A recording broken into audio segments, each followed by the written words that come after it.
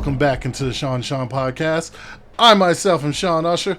This is Sean Cummings right beside me here. Well, he's not really right beside me, but you get what I'm saying. You're back in to hear us talk amateur about football again this week. Sean, how about you say what's up to the people? What's up and welcome back, football family. It's the same two guys. It's the same two, as Sean mentioned, amateur opinions that you've come to know and love.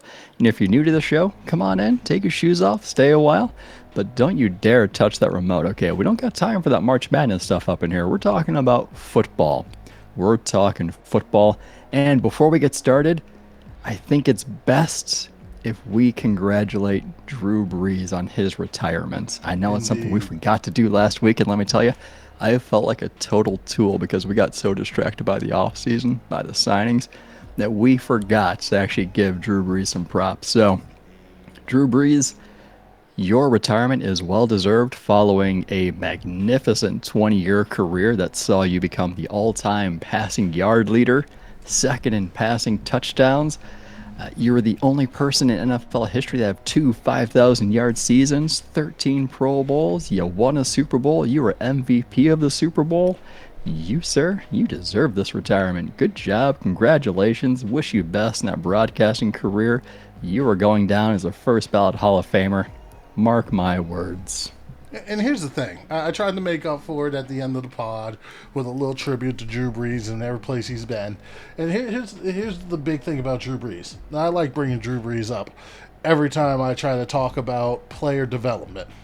Because Drew Brees is the embodiment of player development and how players can progress and what players can strive to be. I mean, he came in from Purdue.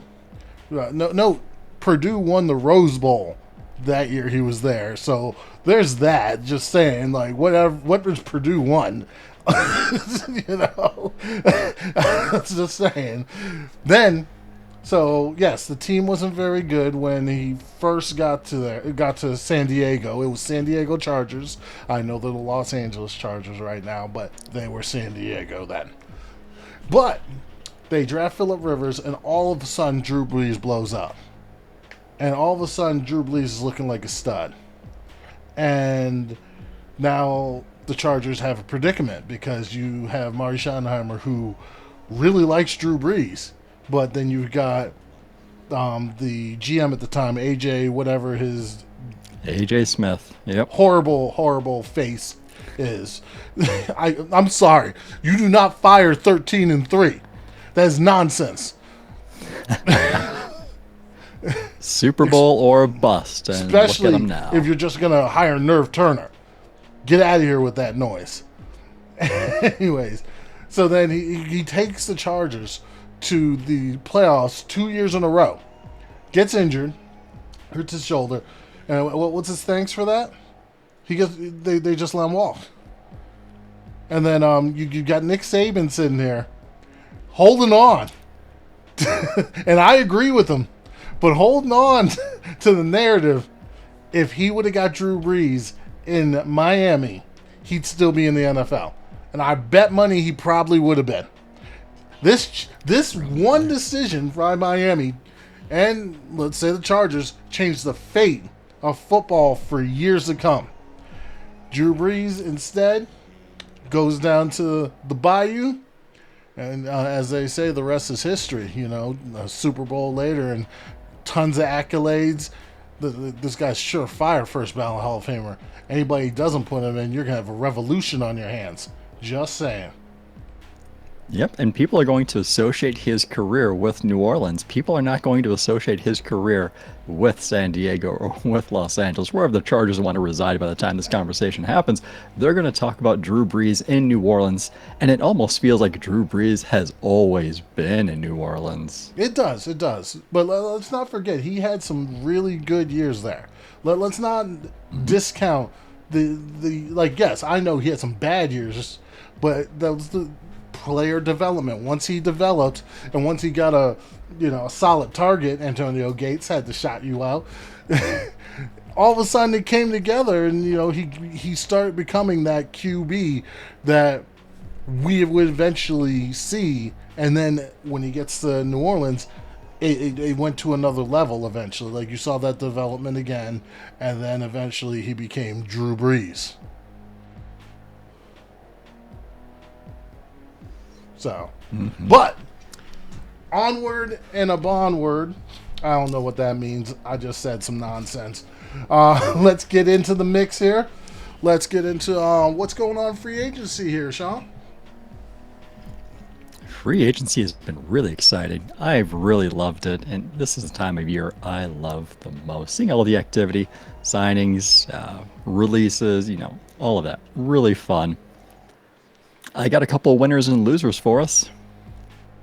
Got a couple. Check them out. All right. So when it comes to position groups, my big winner are the edge rushers.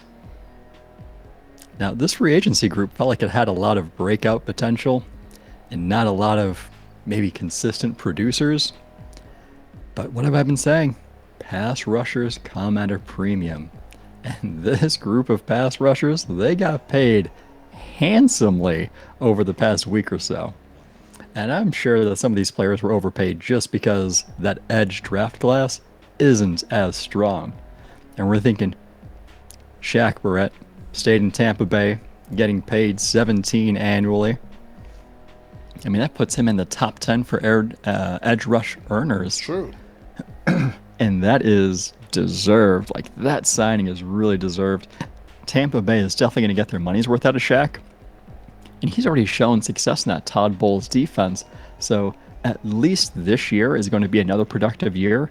Now, what 2022 looks like, we don't know yet because Todd Bowles really should have his own head coaching gig by 2022. Let's hope. So let's hope the NFL gets smart again, and it's not the Jets. They better. Well, hopefully it's not the Jets. Hopefully Robert Saleh gets them in the. Yeah, I mean, hopefully he's there for more than a year. Yeah, but yeah, he deserves that chance. I think he's going to get that chance in 2022. I don't think he's going to get passed around on another coaching cycle. It would be ridiculous. Just like Eric Bieniemy in Kansas City, they need to be head coaches. They certainly deserve it. But back to the edge rushers, we also saw people who maybe didn't put up as consistent performances. So when I say that, I'm thinking Bud Dupree, I'm thinking Trey Hendrickson. Sometimes I think, was Bud Dupree just a product of Pittsburgh and its blitzing scheme where it just blitzed all the time and he really just took advantage of that? He got paid handsomely, averaging 16.5 over the next 5 years, I think it was. So Tennessee paid because why? Tennessee is desperate for a pass rusher. And what about Hendrickson? Cincinnati let Lawson leave to New York, and they paid for the potential. It's bad business. So edge rushers were well rewarded this year, and I think it was just beneficial because that draft class isn't as strong. I mean, we were talking edge rushers, a couple weeks ago? Yep. How many do we really think are going to be drafted in round one and be able to produce right away? None. There's not many of them. Maybe one. You can't. I got one that but I mean, if you look at his comp, no effing way. Yeah. So I think that weak class really benefited those edge rushers. And there were a lot of them signed, too. There were a lot of them on the market. I mean, we saw Leonard Williams, even though he stayed in New York, even though he's not technically an edge rusher because he's still classified as a defensive tackle. 63 over 3 years, he's averaging $21 million a year. What? Crazy. He got paid. Yannick. Now, we're going to hold on to Yannick. We're going to come back to that one in a couple of moments. But moving on to my free agency losers, position group-wise, is going to be wide receivers. Because as a whole, this was a very slow-moving market. And that's even after players like Chris Godwin and Allen Robinson got franchise tags. Now, I'm not sure if it's just teams didn't feel like these wide receivers were worthy of the money that they were expecting, or if it was more of this wide receiver class that's coming in through the draft is bananas, right? You're potentially looking at 3 wide receivers that could be drafted in the top 10. So teams are probably thinking, do we want to pay for somebody who's been in the league for a couple of years, pay more money, or draft one? I think it's a combination. To be honest, I mean, let's look at this. So you have just had 2 wide receiver groups So the one 2 years ago they thought wasn't going to be that great, and it turned out to have some studs in it. DK Metcalf, AJ Brown, Debo Samuel. Uh, wasn't Terry McLaurin in that one, or was Terry McLaurin? Terry McLaurin was in that one, right? He might have, yeah. He Yeah, might yeah, I have been. believe so. I believe so. And then you had last year, and there's a bunch of potential and guys who are going to be studs from last year. Oh, from the other one, I forgot about Cortland Sutton. Goodness, but you have C.D. Lamb, you have Jerry Judy, Henry Ruggs. You, I mean, you got Brandon Ayuk, Justin you got Jefferson, Justin right? Jefferson. I mean, goodness. And now you got this draft class who's supposed to be maybe even better than last year's draft class in the terms of depth wise. Like last year, it was supposed to be like the top end was better, but this year, depth wise, it's supposed to be better than last year. So then you got guys coming out into free agency who let's just be honest here. You know who the studs are, and I'm trying to drill this in. We've had some talks on this, but there's certain guys when they're limited by certain degree, no matter how talented, they're just not going to command that money. So like Chris Godwin got franchised. You know, Kenny Galladay got his money. But then there's guys like Juju. Juju's an Yep. oversized slot. He doesn't play outside. Juju proved also he wasn't the number one. When because remember when Antonio Brown left, Juju had a lot to say. But did he back it up? No. No, he didn't turn into that guy. Right now in Pittsburgh, Chase Claypool looks like the guy. Oh wait, where'd Chase Claypool come from? Last year's draft class. Yeah, Just saying. exactly.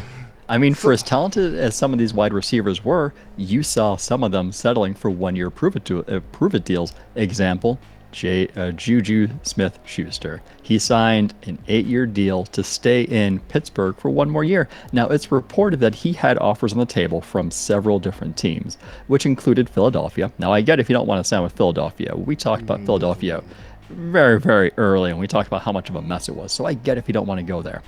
But it sounds like he also had an offer from Baltimore.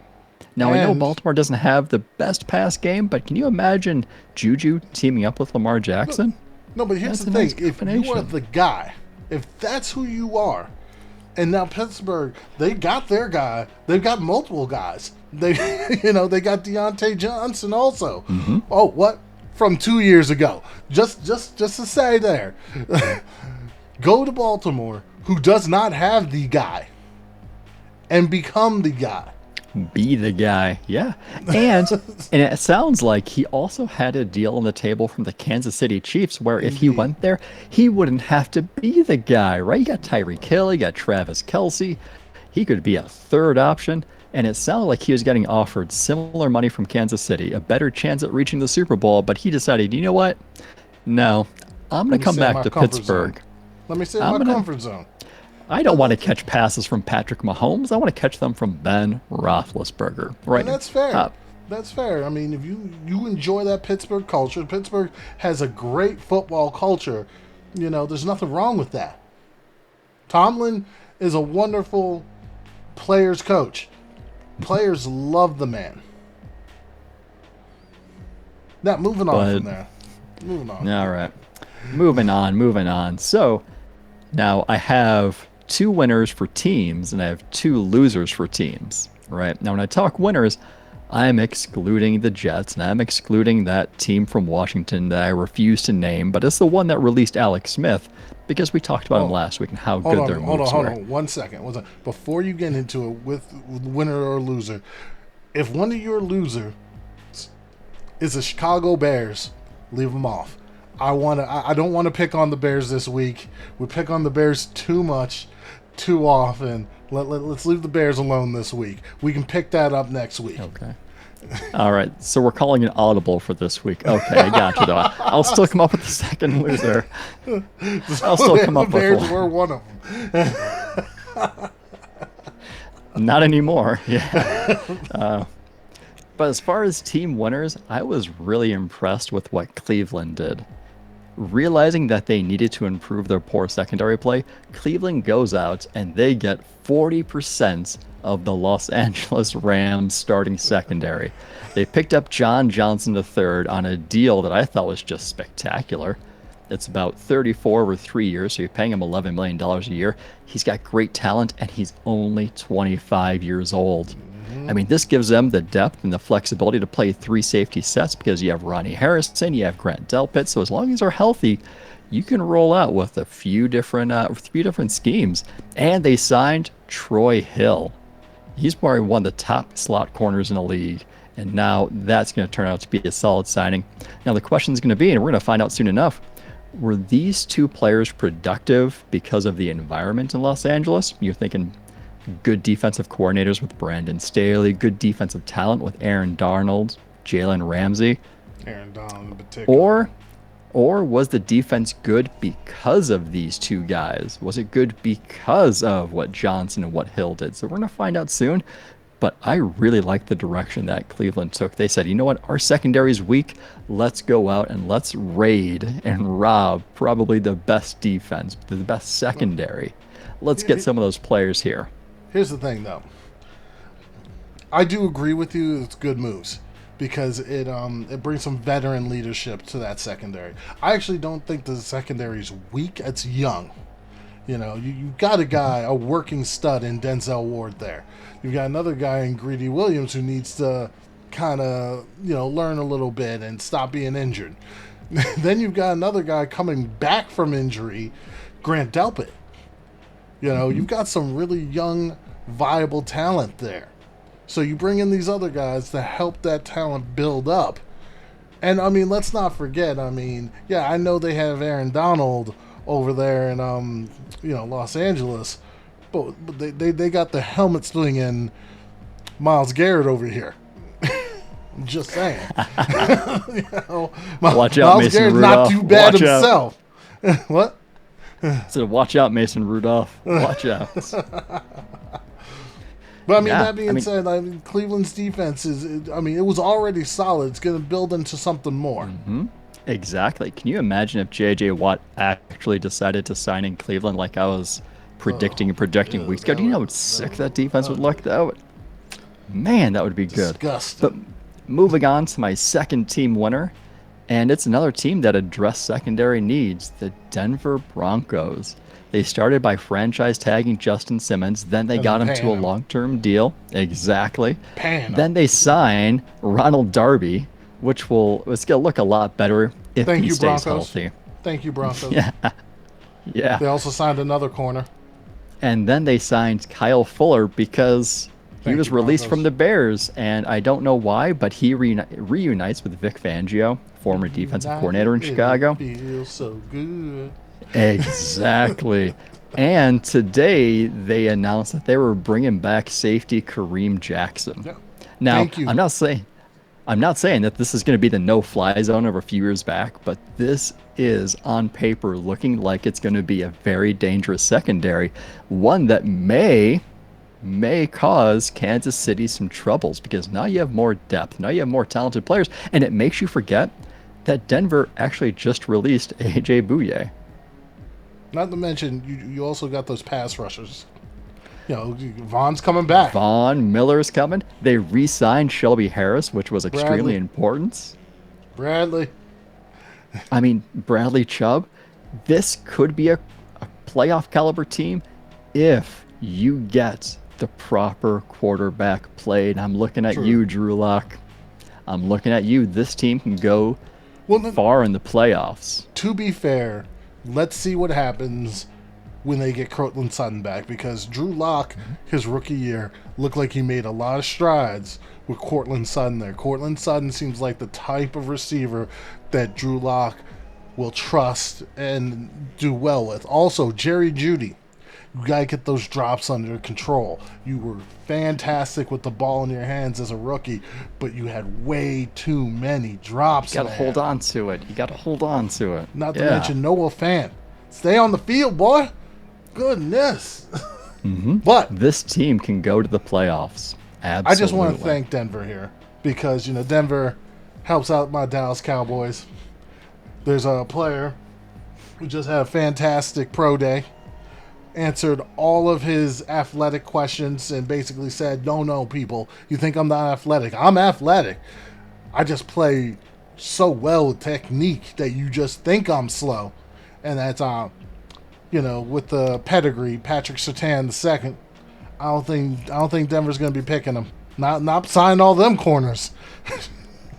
That'd be They might be crazy if going they for did. Micah but- Parsons now. Yeah, how dangerous would that defense?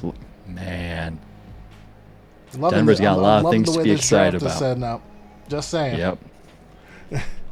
And then moving on to the losers, right? So now we're excluding the Chicago Bears. We've picked on them. We're going to exclude Cincinnati because we picked on them. And we're not even going to touch Houston because we're Who? just not going to. Exactly. So my first loser is going to be the Tennessee Titans. Wah, wah, wah. So this offseason, not only did you lose offensive coordinator Arthur Smith to a head coaching gig, you That they lost did. Jonnu Smith, you lost Corey Davis, you lost Adam Humphries, you replaced them with Josh Reynolds, you lost both Who? starting cornerbacks, Adoree Jackson, exactly, and Malcolm Butler. You added in Janoris Jenkins, who is pretty much even a downgrade from Adoree Jackson. But on the positives, you traded colossal bust Isaiah Wilson. Good job. Good job. You got like a late They pick did a for it. late round pick. It's good. Yeah. You signed Bud Dupree because you're desperate for a pass rusher, and I really think that Overpaid. move is risky business. This got risky all over it. It's just overpaying them. Yeah. Premium. It comes at a premium, but the best thing that they did, and I don't know how they got it done, they re-signed linebacker Jayon Brown to a one-year deal worth just a shade over $5 million. I would have paid him more, but he probably figured 1 year, come back to a system that I know, come back to a team that I know, and then I'm going to cash in next offseason when the cap's a little bit higher and I can make some more money. The But I think linebacker that they market really got has, steal. I think the linebacker and receiver market has been getting squeezed by the lower cap. I think they're the ones Mm-hmm. that are getting squeezed here. Yeah. Even some of the safeties. Well, the safety market's weird because it has no variance. So the safety market is either you're getting paid or you're getting lower than your value. There's no mid tier. So you're either in the 11 plus range or you're in the 5 or below range. There's no $8 million deal. Yeah. Yeah. All right. So Tennessee's one of the losers. My second loser, if it's not going to be the Chicago Bears, is going to be the Las Vegas Raiders. Now, you're thinking, how could they be losers? They just signed Yannick Ngakoue to a very reasonable deal. 2 years, $26 million. Yep, that's a bright spot. But you lost 60% of your offensive line, which is very surprising because I actually thought their offensive line was one of their strengths last season. One of the things they actually did good, right? They traded Trent Brown. They traded Rodney Hudson. They traded Gabe Jackson. They brought back Richie Incognito. They signed Nick Martin. But there's still some improvement that's needed there. Do you figure they signed former number 3 pick Solomon Thomas?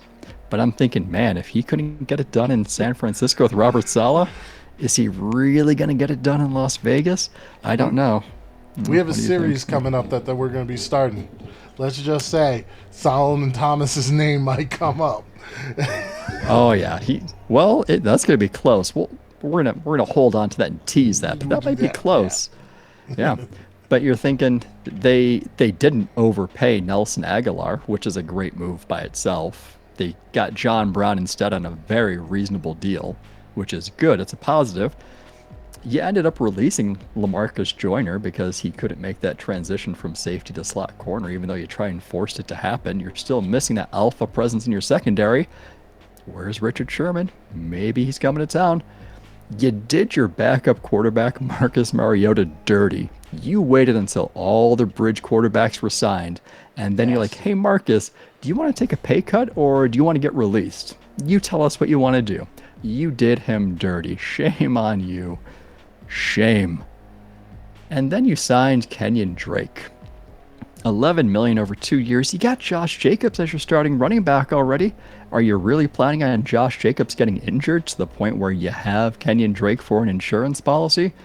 But if I can throw a little chaos into the world real quick, let me throw it out there. You try it on for size, and you let me know how you feel about it. You ready? Yeah, let's hit it. All right. What if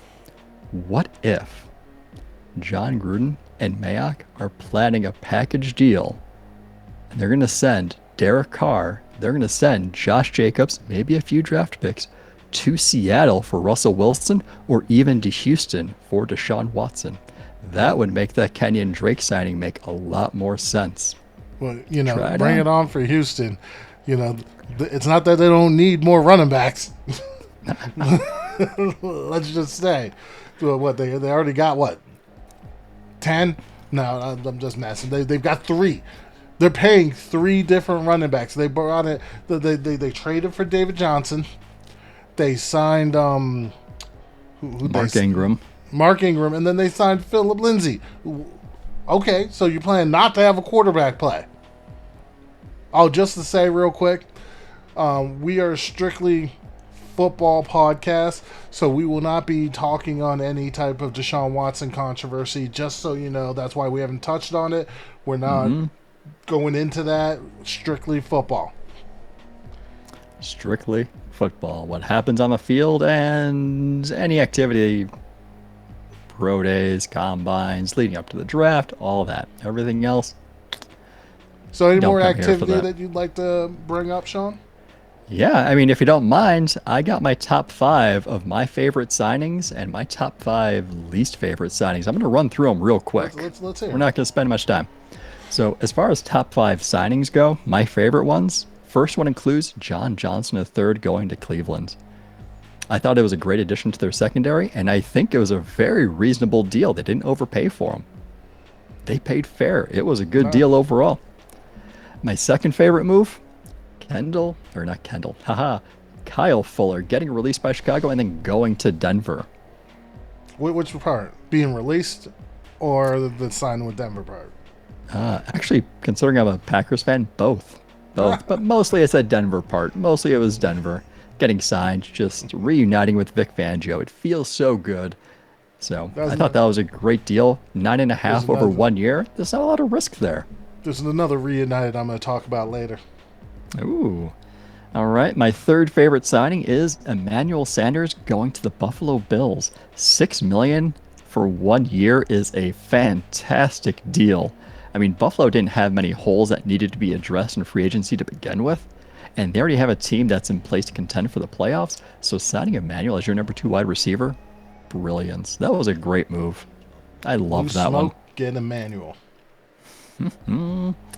My fourth one is Yannick Ngakoue signing with the Las Vegas Raiders. Now they're on my losers list for overall, but this signing was a great deal. They probably got one of the best edge talents that was going to be available. I'm not counting Shaq because I always figured Shaq was going back to Tampa Bay, so he wasn't even included in that.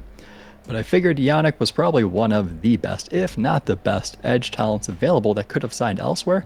And Las Vegas got him for 2 years and $26 million. You're averaging 13 a year. That is very, very reasonable for an edge rusher that can put up his, that quality. Very good. And speaking of edge rushers, number 5 for my favorite signings, Carl Lawson going to the New York Jets. That's a nice one. Similar to Tennessee, New York Jets are desperate for a pass rusher, but they did it right. He's shown that he could play in Cincinnati. Even though the sack numbers really don't do him justice. He had like 5.5 last season. But this year, he's playing with Robert Saleh. I shouldn't say with Robert Saleh. He's playing for Robert Saleh. He's lining up next to Quinnen Williams. Assuming he's healthy for the entire year, no speed bumps, anything like that happening, I think he's going to eclipse 5.5 sacks. And he's certainly going to produce more sacks than Trey Hendrickson will, filling his role in Cincinnati. True. So those are my top 5 favorite signings. Now on to my least favorite signings. And a couple of these guys I think I mentioned already. But we're going to have Bud Dupree signing with Tennessee. I think this is really risky. And I'm not even talking about the fact that he's coming off an injury in, December? Torn ACL. So who knows what he's going to look like at the beginning of the year, even year 1.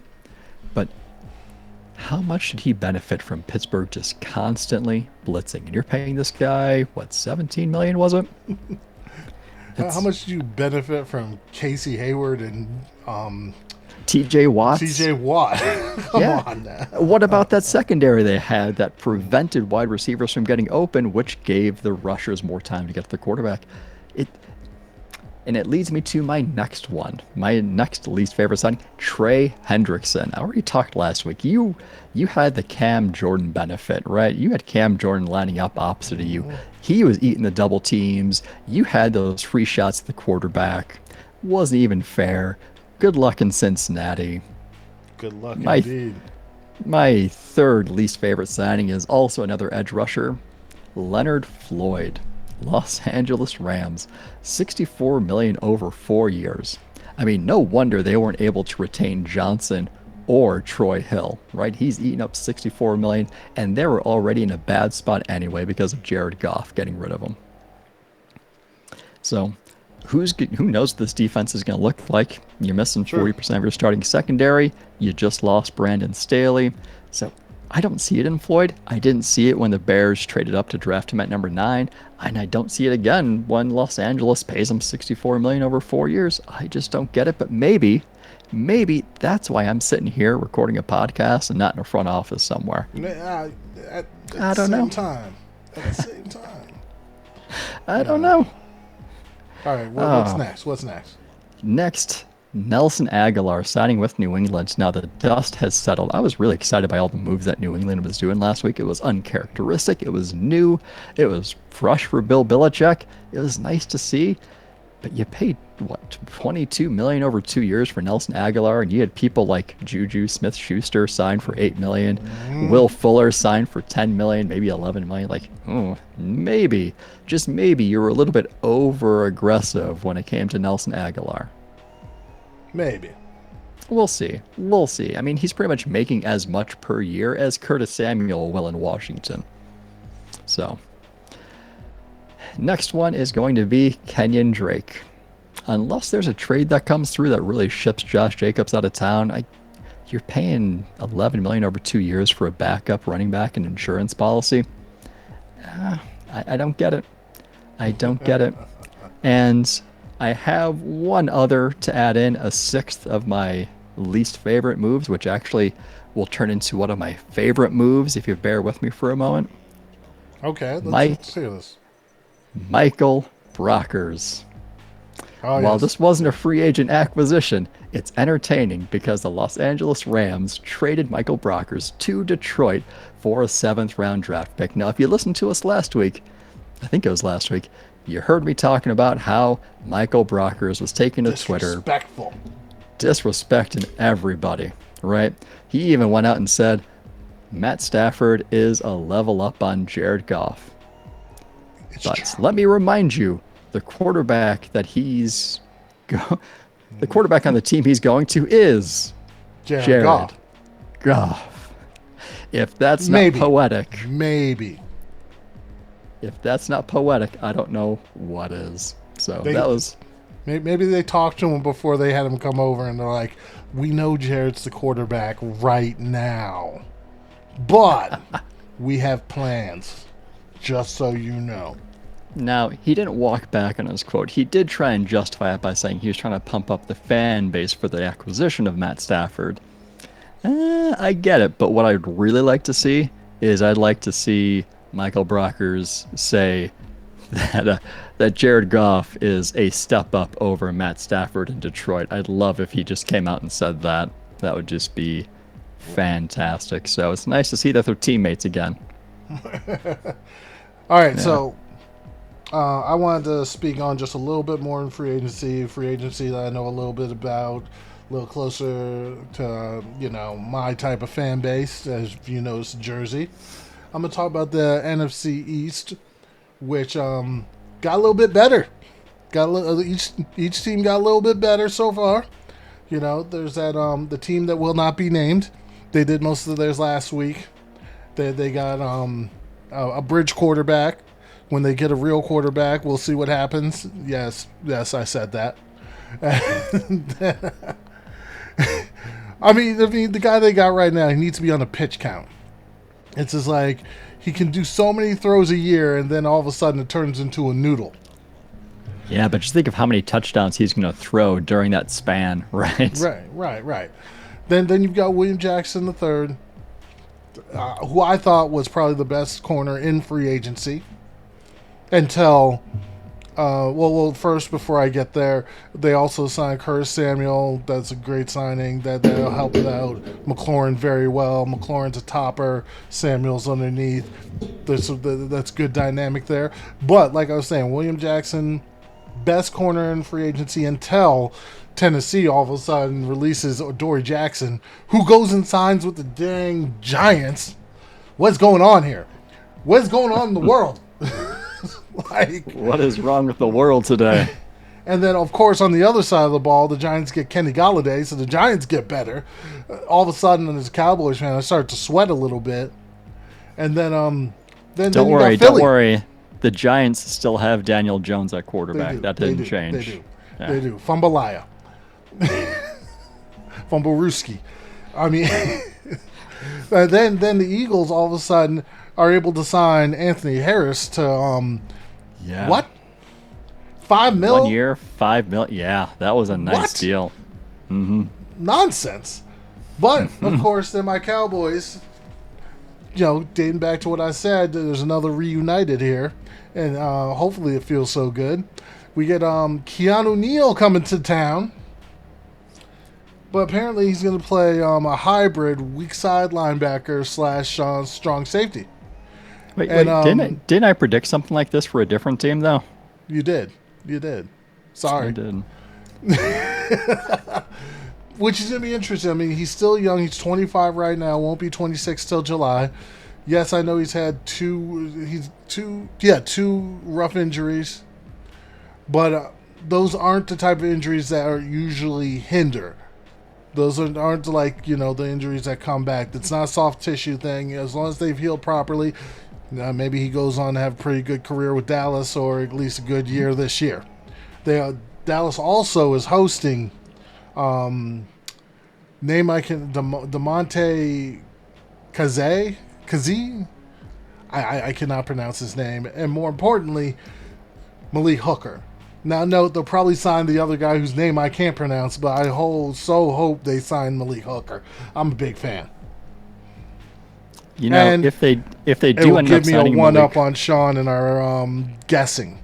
Whoa, hold on there. Just to recap the folks, the past, 2 months we were going through the free agent series where we were predicting where we thought a player would land if they left their current team. And as of right now, 23 of those players that we talked about have left different teams, and we have gotten none of them right. So now, I'm really hoping we stay perfectly imperfect here. To be fair, though, the teams that we guessed players were going to go to, the position we were right about. Like pass rusher to the Raiders or secondary to Cleveland. We get or everything to the Jets. Yeah. I mean, we were guessing the right positions, just not the right players. We were close. Close. Or safety to the Cowboys. Yeah. We guessed the wrong guy. Yeah. But just for the record, I had Malik Hooker going to Dallas too, so if he goes to Dallas, we're both right. This is true. I just couldn't pick them both. I should have picked them both, but hey. All right, but moving on.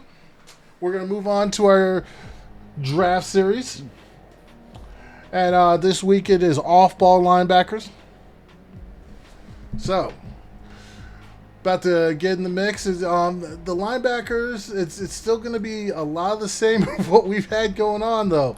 There's a lot of potential here, but I mean, there's still a lot of guys that need a lot of work. This has the makings of a great linebacker class. You have the talent that will be available early in the draft, and then you have it available in rounds 2, 3, 4. If you're looking for an off-ball linebacker, this is a really good year for the drafts. It's true. It's true. Like there are linebackers to be got here. There's also a lot of pick your flavor here because there are different Mhm. types of linebackers that could do very well in a particular scheme. The problem is now certain ones may have maturity issues. Certain ones may need to develop. Certain ones may be undersized. It depends on like what you're going for and what is the timetable for development. I don't think there's a lot Mhm. of these guys I don't think are going to be able to produce right away. They may not be able to produce right away, but I think they'll be day one starters. Well, they're going to have to be. Yeah. Yeah. I mean, like when we're, yeah, that's true. Depending on how early you're taking them, like when we're talking about the edge and the interior defensive line, we're thinking like those guys need at least a year before they can start really producing. I mean, for some of them, even before you'd let them in the starting lineup, you got to give them a year. You can't throw them in there. Linebackers here, you can throw these guys in. All right, They getting may in the take a mix. little time. All right. Sean, who's your number 5 guy? My number five guy, check it in, Nick Bolton, Missouri. So you're going to hear him called undersized throughout this entire draft process. But he is tough and he's athletic. He's instinctive and quick, and that makes him good in pursuit of the ball carrier. And you're going to see him fly all over the field. Now, he's more of your classic thumper. He's that two down run stopping linebacker.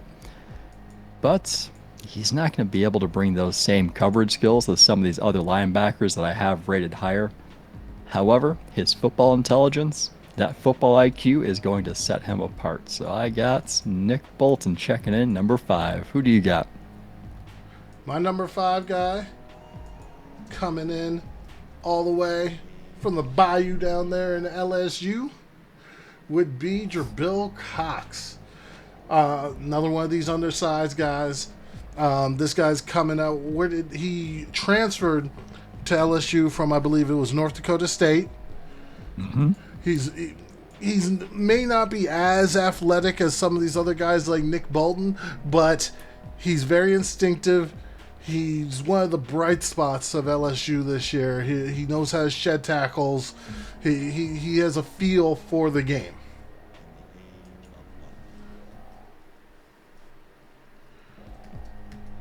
Yeah, Now, with that said, it's I'm funny that pretty you sure you mentioned. have him coming up. Very funny that you mentioned Jabril Cox at number five for you because he's my number four linebacker. And like you mentioned, he started his career with North Dakota State University. He transferred as a graduate student to LSU, and that transfer was seamless. That was the same seamless and smooth transfer that he experienced going from LSU to the Senior Bowl week at the practice. He looked really good there. So he has some experience with adjusting, which I think can benefit him moving up to the pros next. He's a tough three down linebacker who's got a great combination of size and speed. That quickness allows him to cover a lot of fields. That's going to benefit him in pass coverage. He's going to easily be able to take on those tight ends, maybe even those slot receivers too. Now, his run defense, I don't want to say he's a liability, but I do think there's room for improvement. Fun fact, he was actually a starting quarterback in high school. Crazy. Really? Oh, I did not Yeah. know that. Mm-hmm. All right, moving on to my number 3, number 2, 4. Oh my God, I'm all off the place right now. My number 4 guy.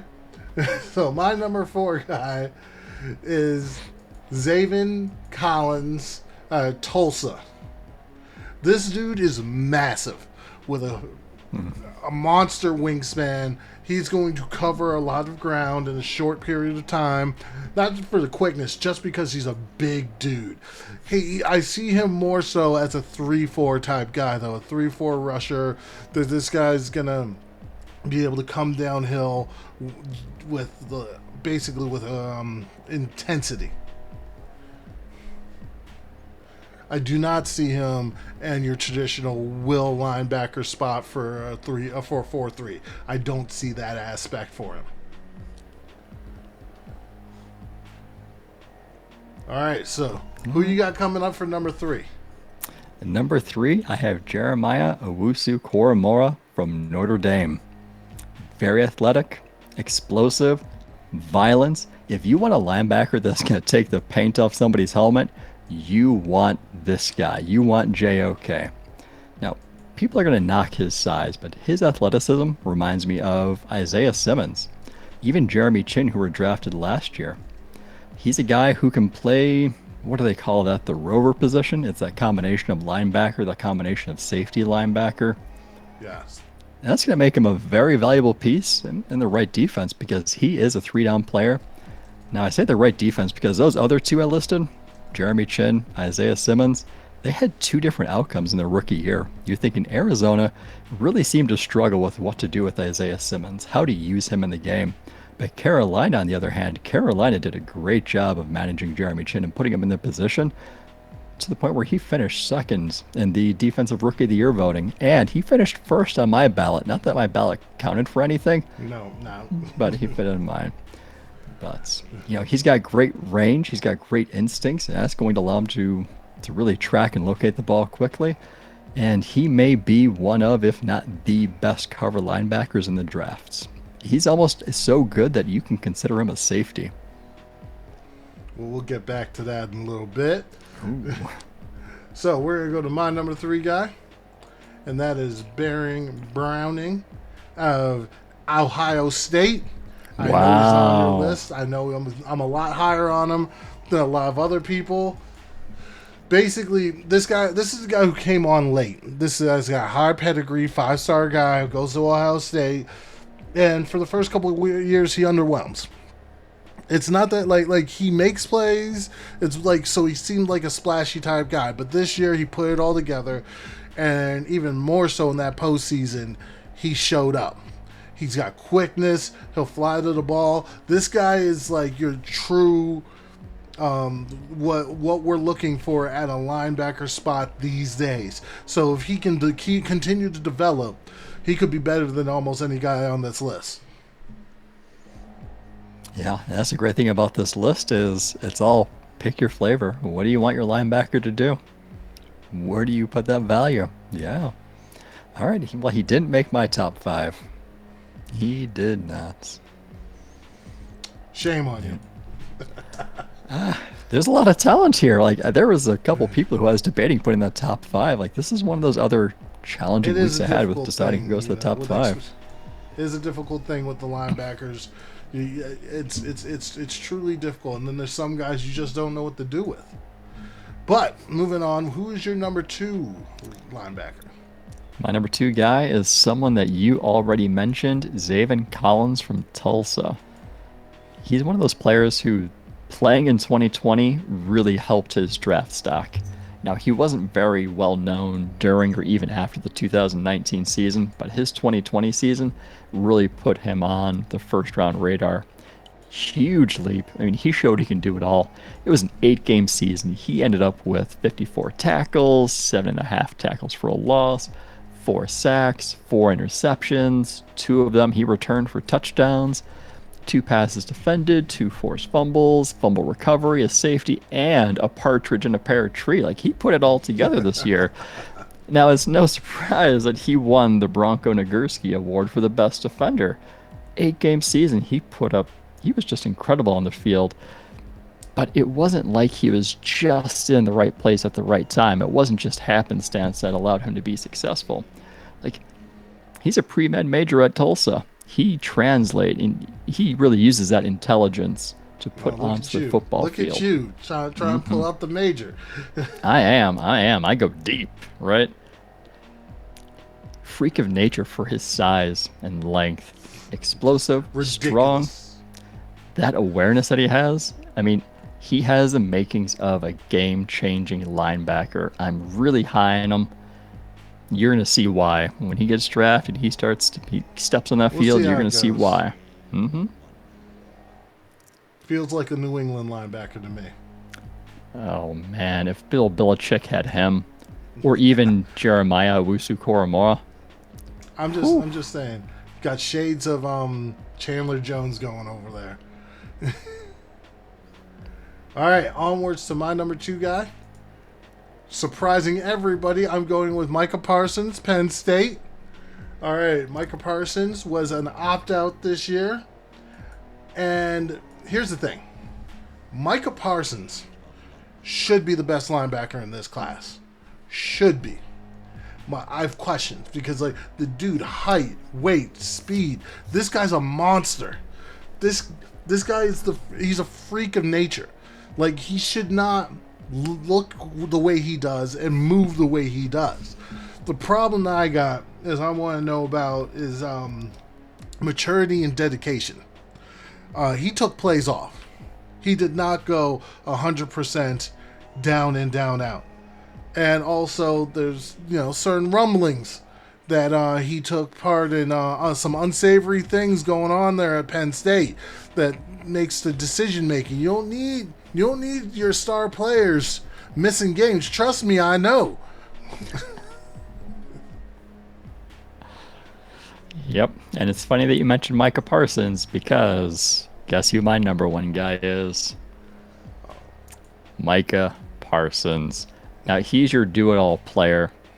I think in high school he played defensive end, he played running back.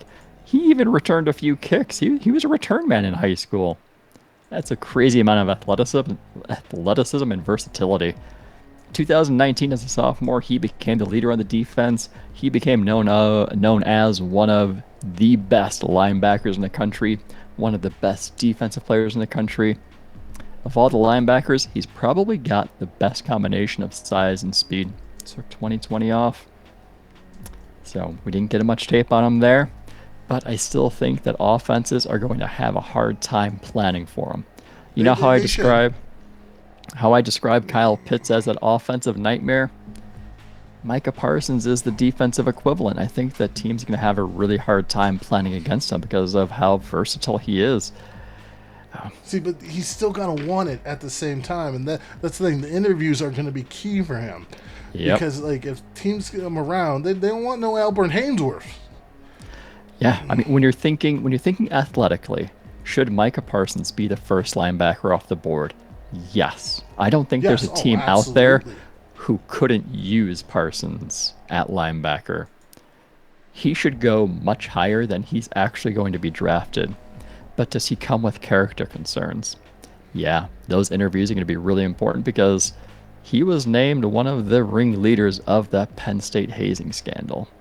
Well, on top of that, here's the thing though. Micah, you can nip all this in the bud.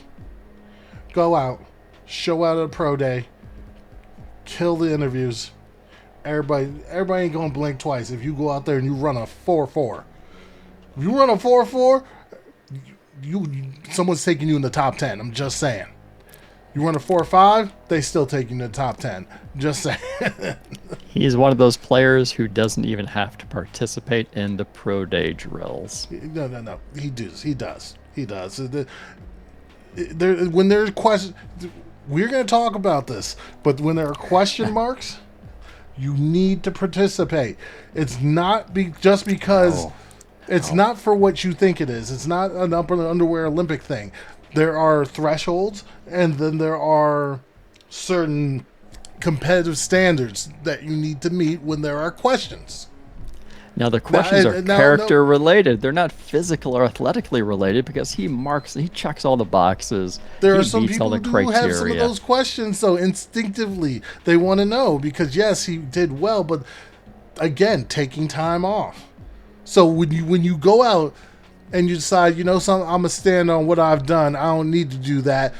That goes to that time off that you take off on the field. Yeah. Teams want to know how competitive you are. You're gonna go out there and you're gonna show out for everybody. Now, we'll talk about pro days and combines, but I'll give you this for Micah Parsons. He did take the 2020 season off, so I'll give you this one that I would like to see him test just to make sure he's at the same level as when he left Penn State. So I'll give you that one, but if he played 2020, there's no way he's testing. All right, so let me get my number one on. We'll get our next segment in, and we may have a conversation. All right, so my number one is Jeremiah Owusu Koromoa. Yes, I did it. Notre Dame. So, I love everything this guy brings to the table. I know he's undersized. I know he's probably a safety at the NFL level, but he's that tweener guy. This guy, but the thing is, this guy can tackle. The problem that most of these tweeners have, if they can't tackle, and that I think that's one of Isaiah Simmons's issue was Arizona's got a bunch of those guys, or had, when you have Hassan Reddick, you have Isaiah Simmons, and I think they had somebody else where they didn't know what to do with. You can't, when you don't have a plan for these guys, that's what happened. Plus, you have to be a good tackler. Like, he was great in coverage, but Isaiah Simmons, I did think, had some tackling issues, unlike Jeremy Chin, who tackled everybody who got in front of him. I think this dude's going to be more of a Jeremy Chin type, just saying. You know, he's fast, and he will tackle. Now, just to show you all our lists, here's Sean's. Micah Parsons, number 1. Zaven Collins, number 2. Jeremiah Russo-Komoa, number 3. Jabril Cox, number 4. Nick Bolton, number 5. Back to us. Hey. And then, here's my list. Jeremiah Russo-Komoa, number 1. Micah Parsons. Baron Browning. Zaven Collins. Jabril Cox. Now, if you guys have lists also, you guys can get at us on Twitter or on Instagram or whatever. Get us on social media. Let us know your list if you disagree with our list. If you think that some of our takes are just way off base. You know, whose argument is better on the pro day argument. Whatever works. All right, next, we're going to go into a segment we're going to be doing the next few weeks. We're going to take 2 draft classes, starting with 2010 to 2011. We're going to pick our obvious stud. This is a guy that was supposed to be a stud. He got picked, and he was a stud. Turned out. Then Steele. This is a guy who wasn't supposed to be anything, got picked late, and became a solid to amazing player. And then our bust. A guy who's supposed to be awesome, and, wasn't. So, starting with the studs, I will go with the stud. My stud for 2010 is Earl Thomas. Now, there's 2 safeties that year that were supposed to show out. One of them that was higher than the other, and that was Eric Berry. And I will admit I was higher on Eric Berry than Earl Thomas. And you know something? Both of them were having great careers. If Eric Berry doesn't get cancer, we might be talking about this a little bit differently. But he did. And Earl Thomas just soared to the Super Bowl. So he was the leader of that Legion of Boom. It was not Richard Sherman. It was Earl Thomas. The funniest thing is the smallest guy was the leader of that group. So Earl Thomas is my guy. This guy's going to be a Hall of Famer no matter the antics off the field. Yep. So all right, for Sean, me, how about yours? Yeah. So for me, I'm thinking, who brought the best value to the team that drafted him? And looking at the list, I had to go.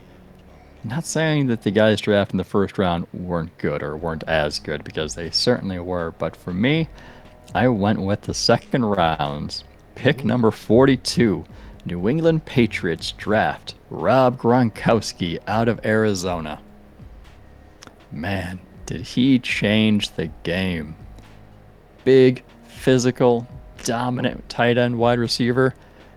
How many Super Bowl rings does he have?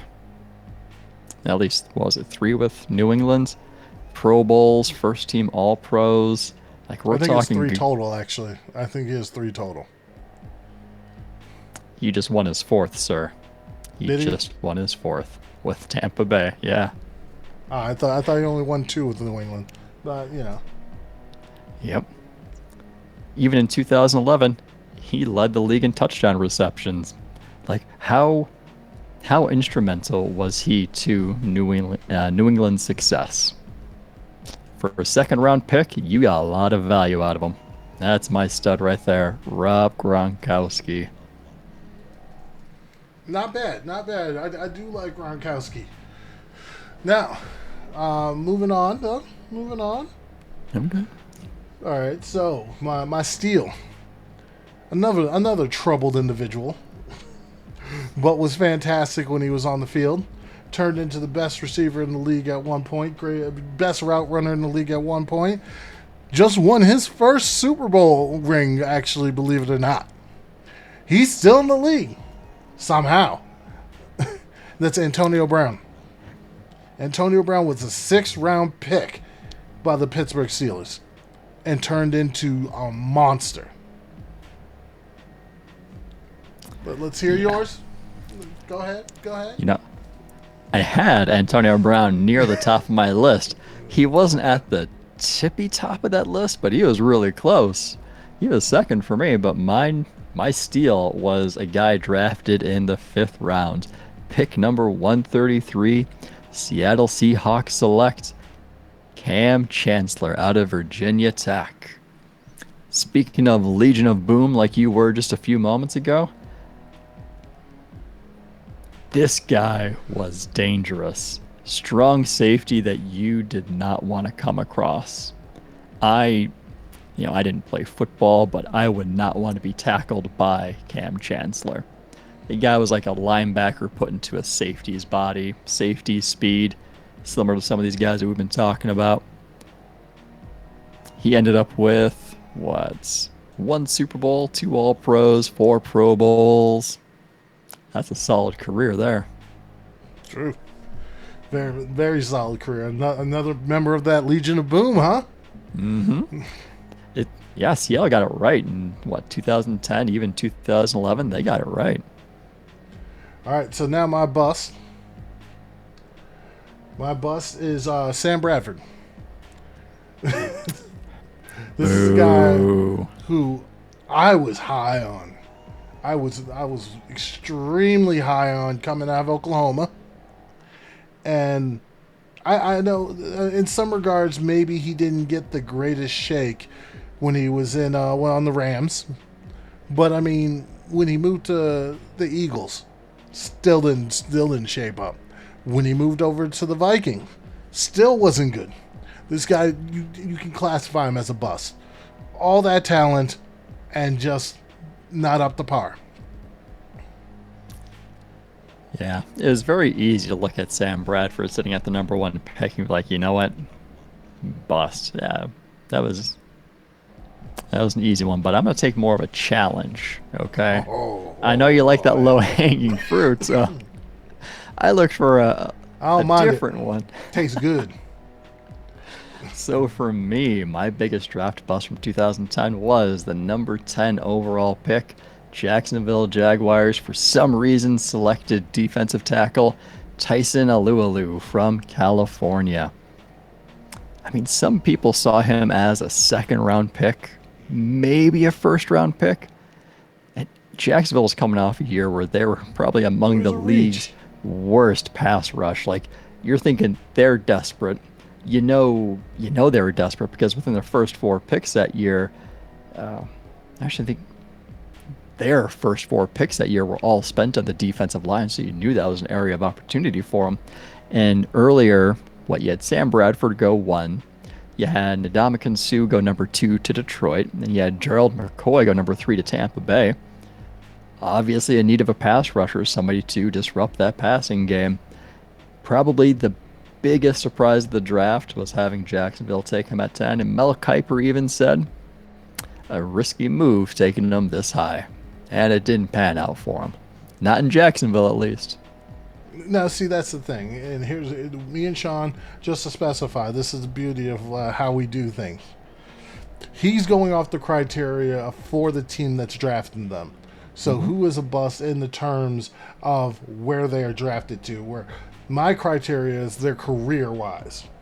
And Tyson Alualu, for the life of him, did revive his career in Pittsburgh. He was in that bust aspect, and he revived his career. Not for the Jaguars, but he did revive his career later on. That's why he wouldn't make my list, but it's fair for him to make Sean's list. Now, with that said, just so you can get some context there, moving on to 2011, my stud, and yes, I'm being a homer here. I don't care. Get at me. Say something. I'm saying Tyron Smith. Tyron Smith has multiple different years been the best tackle in football, even hampered with injuries at times. He's still a monster to this day, still young. He's not even 30, or he just turned 30. And I know he's had injuries, but his career can still go on for another 5 years. I mean, when you think about that. I mean, this guy he is a technician. He looks like a freaking Greek god. I'm just saying, like, there are offensive linemen who say that when they've seen Tyron Smith with his shirt off, it's not fair. You're not supposed to look that way. Yeah, and also, just to get on my soapbox for a second, I do think the NFL has kind of picked on Tyron with some ticky-tacky holding calls. Just saying. You laugh all you want. Hey, I'm laughing with you. I'm laughing with you because Tyron Smith was going to be my pick, or Tyson Smith was going to be my pick if you didn't mention him. But I had a very, very strong feeling. I don't know what it was. Very strong feeling you were going to mention him now. I don't know what it was. Yeah. So I had a backup. I had a backup just in case. So my guy, my steal, my stud. Number 11, Houston Texans select J.J. Watt out of Wisconsin. Mind you, this was J.J. Watt who left his scholarship at Central Michigan to walk on at Wisconsin. Keep that in mind because he has had a fabulous career. You think of monster. What has he accomplished? Like, we can go through the accolades. 3-time NFL Defensive Player of the Year, 5-time first-team All-Pro, 5 Pro Bowls, 2 times NFL sack leader. He's in the 100 sack club, unanimous choice for the 2010 All-Decade team. Walter Payton Man of the Year in 2017. He does a lot on the field. He does a lot off the field. How can you not say, like, if you had to redo that 2011 draft again, knowing everything that you know, you got to figure J.J. Watt would be top 3? Maybe even argument both these guys. One? Come on now, both these guys would be like literally top 3. Yeah. Yeah. I mean, this is a pretty stacked draft though, because you're thinking Cam Newton number 1, Von Miller 2, Marcel Darius 3, A.J. Green, Patrick Peterson, Julio Darius Jones. Wouldn't go 3. Darius wouldn't go 3. If you're redrafting this, Darius wouldn't go 3. A.J. Green would go lower. Julio Jones would probably be, still. Alden Smith would go lower. I'm just saying. And all those other quarterbacks, get them out of there. Boom. We'll come back to those in a moment, though. Yeah. That being said, my steal from this particular draft, and I gotta give love to the Eagles as much as it pains me, but Jason Kelce, one of the best centers in the league for years, and they got him in the 6th round. I believe it was the 6th round. Let me double check my work here. Yeah. He was pick 191. 6th round for one of the top centers in the league. That's craziness. That's absolute craziness.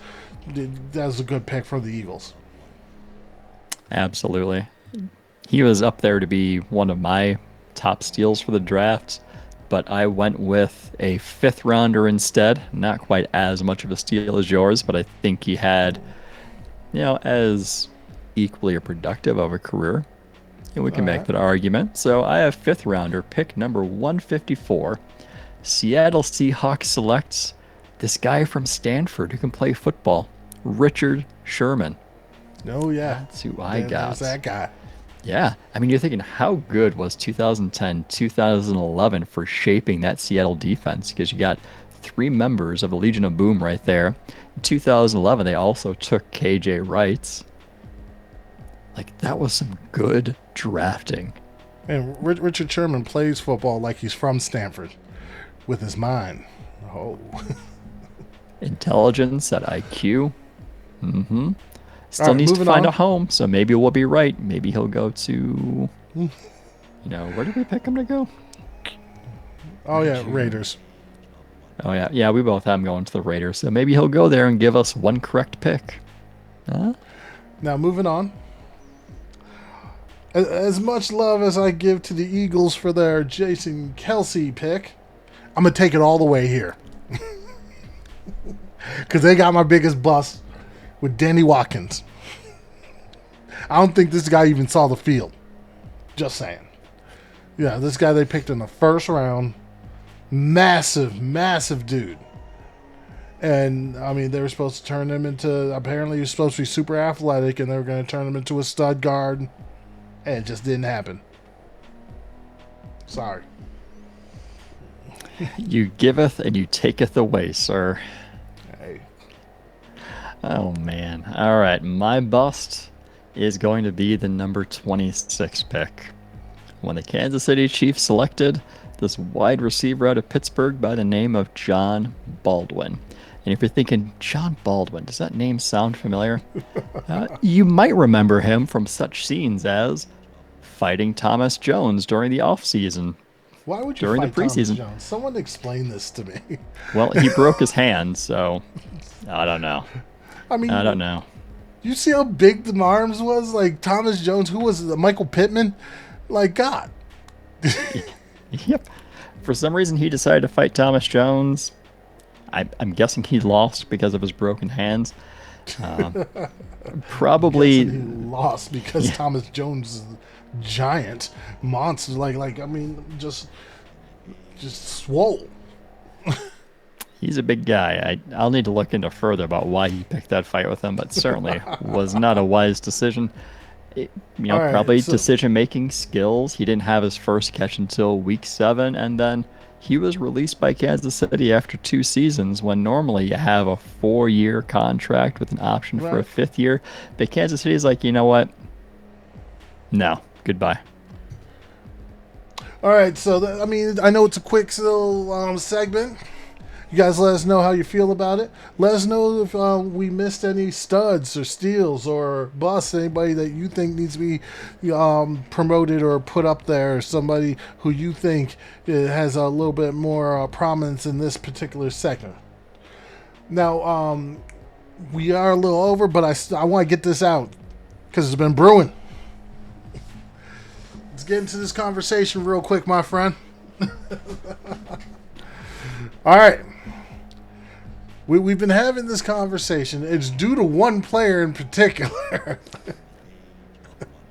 But it's expanded because there's multiple players that fit underneath this guys. Now, note, I do agree with Sean here, where the tape rules all. The tape does rule all. But don't get misconceived here. The tape can lie. There are schemes. There are avenues. Look at Gregory Rousseau. The tape lies. This is also, though, this is why I do want to see some pro day stuff. And here's the thing. I agree with you again. The combine means, that's window dressing. The combine's not, like, I have no problem with players opting out of their combines. But when they're opt out of their pro days, I need a reasoning. And if it's because they think they're going to test poorly, then that's when you don't give a reasoning. You're not injured, it's because you think you're going to test poorly. Najee Harris thinks he's going to test poorly, so he opts out, and that's fine because we know where Najee is valued. The guy that we're arguing about, of course, is the guy that we're always arguing about, is Devonta Smith. Put some respect on that name. Apparently he has an injury. So he gets a pass. Apparently. With an injury, you have a pass. It happened in the championship game. It's a finger. You can run with a finger. But neither here nor there. It's true he wouldn't be able to do some of the agility testings with that finger because then you don't want to slam it on the ground. Mess up. I'm with you. So he says he's planning to possibly do his own thing closer to the draft. I look forward to seeing that. Because if he can pull a Patrick Surtain and quiet down some of the concerns on his athletic testing, then fair enough, prompt him up. But just for me personally, even with the tape, because with the tape, I see a lot of scheming. Yes, does he have twitch? Hell yes, he does. Is he quick? Yes, he is. But he is undersized in the terms of weight. He does have good height. But I want to see if he's going to get bullied at line of scrimmage. Also, I want to see how fast he is. Is he going to run away from people? Because I worry about jump balls. These are things that you can find out from testing. Because if he's fast, if he's a 4.4 guy, then yeah, he can pull away. That's 4.4 without pads. Yes. How many opportunities are players going to have the NFL to run 40 yards in a straight line? Now, we disagree in the point of drills. Do I think the drills are important at the combine, at pro days? I will say yes, they are important. Okay. But I don't think they're important for everybody, because when you're a first round pick, you're a solid first round pick. We got a lot of tape on you. Devontae Smith, we got a lot of tape. But there's a difference between top 10 and top 15. For me, he's top 15. For you, he's top 10. Now, note, if he does some of these drills, like the short shuttle, like 3-cone, and he shows out, he goes to the top 10 for me. Yeah, but a player like Devontae Smith, it's been known that he plays above his weight. He doesn't need a test. No. The combine this particular testing is for guys like him. It's not for guys like DK Metcalf, who did badly in these drills. It's for guys like Devonta Smith to excel in, because they are agility drills. These are the drills he should be good at. I think if you're a first-round pick and you know you're a first-round pick, I think it is completely optional for these drills, because what is a combine? The combine is nothing more than the underwear Olympics. The pro day is nothing but a rehearsal, right? What's the value? The value is the NFL makes a spectacle of the offseason. You can learn it. It is not a rehearsal. There is testing that is important testing. The NFL is going more to analytics. This goes into the analytics of the NFL, the new NFL. They're just trying to poke holes in a game that is otherwise solid. Now, I believe the pro days and combines are going to benefit the people who need to show that they have improvement. Like, you're thinking players who miss parts or all the season because of an injury. Someone who's maybe a fringe third round or second round pick. Questions. The only question that's really there for Devontae Smith is his weight. And really his speed. Question. And his speed. You keep coming back to speed. There are speed questions for him. These questions were around. They've been around about his speed. Great route runner. He's great at contested catches. Because you're arguing speed. It is the same. These are the same question marks that were there for Patrick Surtain II, and he silenced them. Everybody came away. You know something? Check mark right there. Leave him where he's at. We're good. But I mean, if you know that the Miami Dolphins are going to draft you at number 3, why even bother putting yourself through these drills? He doesn't know that. But I really do believe that participating in the drills should be optional for players. If you want to, go for it. If you don't want to, I'm not going to hate. Yeah, and it should be, and you shouldn't be criticized for it. Go back to the tape. Unfortunately, watch the tape. You are. What's important and valuable at the pro days and the combine, medical checks and the interviews. Those two are absolutes. You should participate in those. You shouldn't skip those. Like, just any job you go to, there's the interview, there's the background check, there's the checking on the references. That's what the team interviews is. Some jobs where you do have some testing.